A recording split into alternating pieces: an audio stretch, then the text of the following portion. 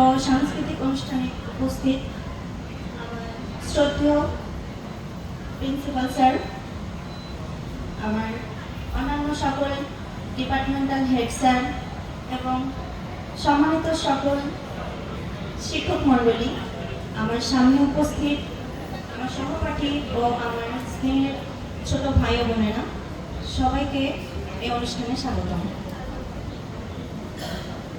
আজকের এই ইভেন্টে প্রথম ব্যাচের শিক্ষার্থী হিসেবে কিছু বলার সুযোগ পেয়ে আমি খুবই আনন্দিত।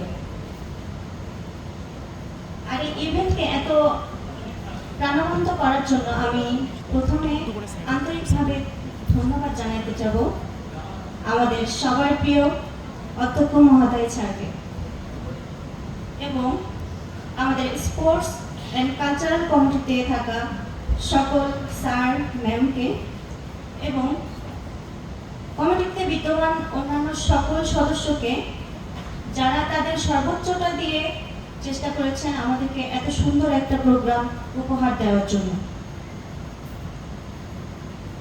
যদিও এরকম sports week and cultural program প্রায় প্রতিটা মেডিকেলে প্রতি বছর অনুষ্ঠিত হয়, কিন্তু আমাদের ক্ষেত্রে এটা প্রায় অমাবস্যার চাঁদ বললেই চলে।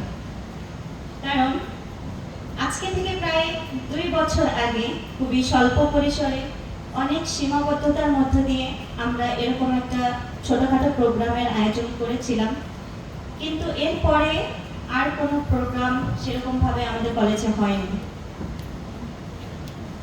আসলে আমাদের ডেইলি যে রোবোটিক লাইফ, এটার বাইরেও যে আমাদের প্রত্যেকের একটা আলাদা সত্তা আছে, প্রত্যেকের মধ্যে যে সুপ্ত প্রতিভাগুলো আছে, সেটা এই স্পোর্টস উইক না আসলে হয়তো আমরা বুঝতে পারতাম না।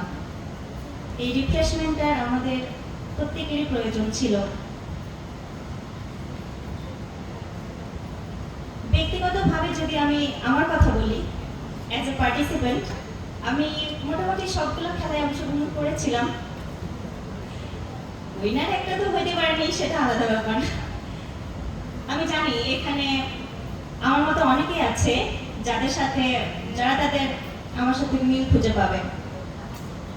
আমি তাদের উদ্দেশ্যে বলবো, মন খারাপের কিছু নেই, আমরা সবাই অংশগ্রহণ তো করেছিলাম, রাইট? এটাই অনেক, এর থেকে বেশি কিছু না। সামনের বছর আবার হবে ইনশাল্লাহ।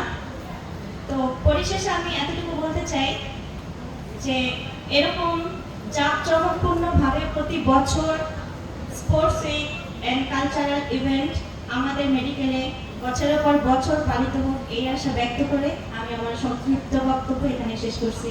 আসসালামু আলাইকুম।